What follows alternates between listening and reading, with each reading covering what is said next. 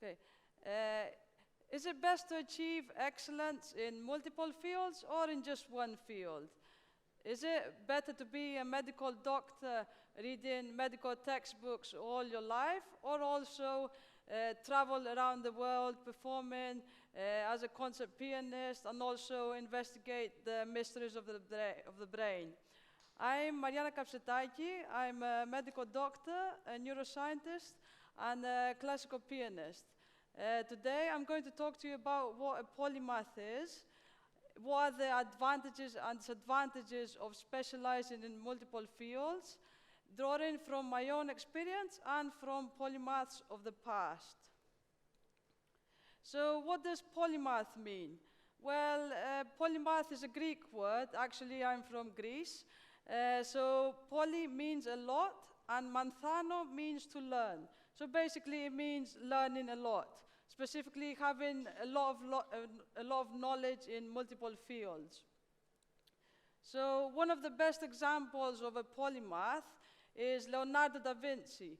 He was a painter, a geographer, a cartographer, a zoologist, a botanist, an amateur musician, an inventor, an architect, an anatomist, a sculptor, a scientist, a designer, and a costume maker.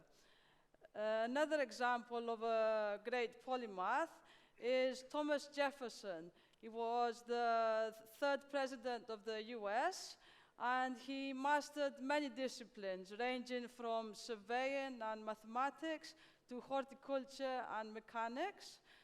He was also an architect and a lawyer. I don't know how a typical day would be like for those polymaths, but for sure I know how it is for me.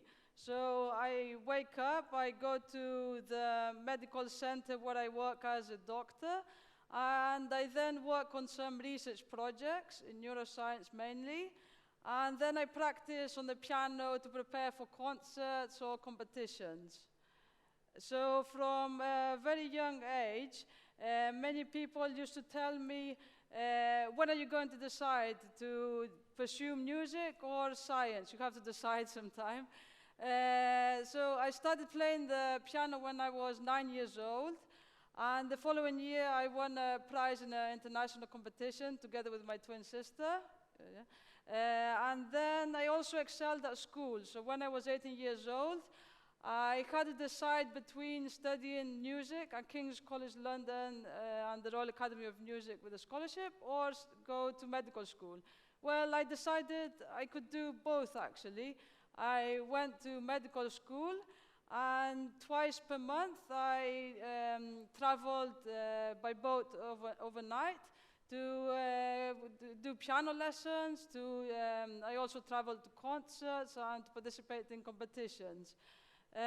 So yes, I had the privilege of meeting and performing with great conductors, great musicians, working with great doctors and top researchers.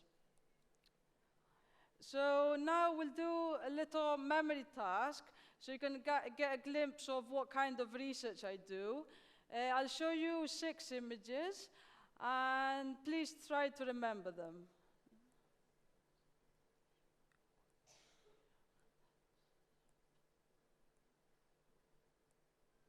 Okay, it was pretty fast. It's meant to be fast.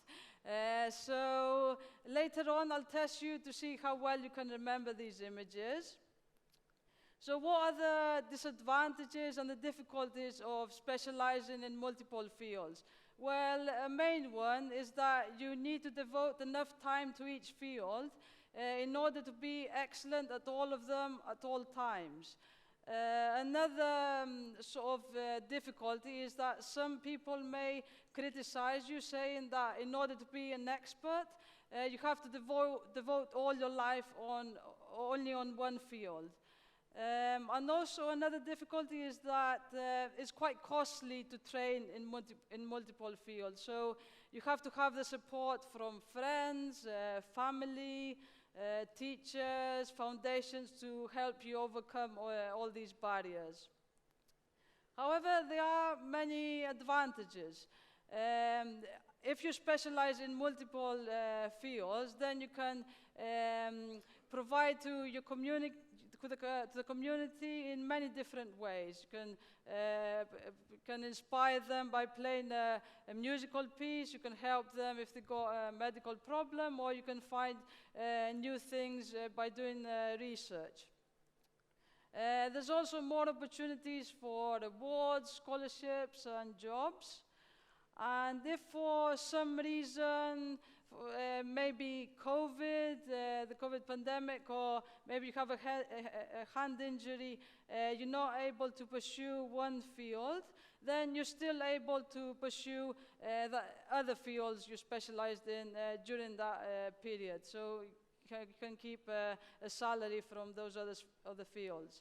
Another advantage is that you can combine the different fields in interesting ways, and this can contribute to new discoveries.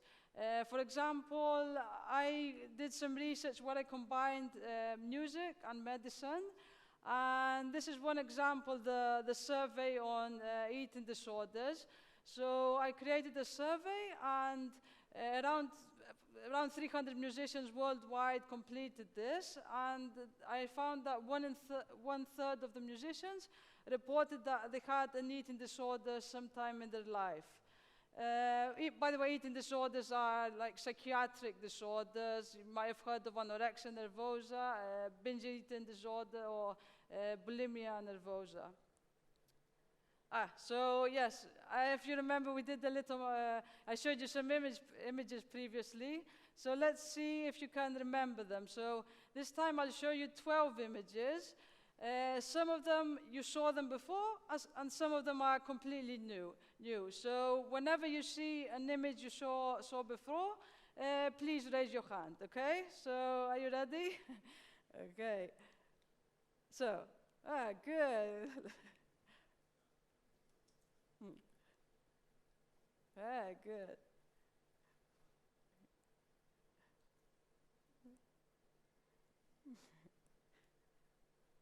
Good.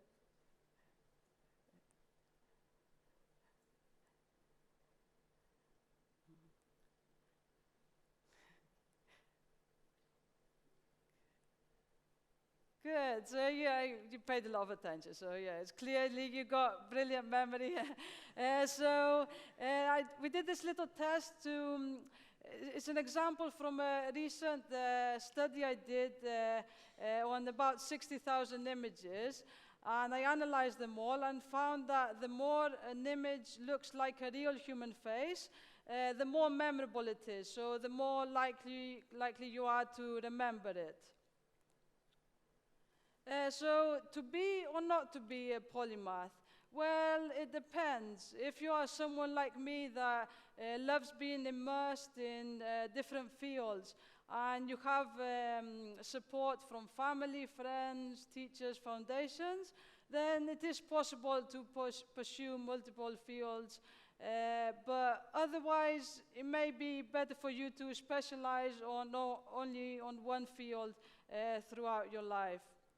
So the next thing is that, revealed. Okay, so the next thing is that I'll perform you some classical music on the piano, and also show you a video that I created, which is a simplistic overview of what is happening in the brain when someone performs the piano.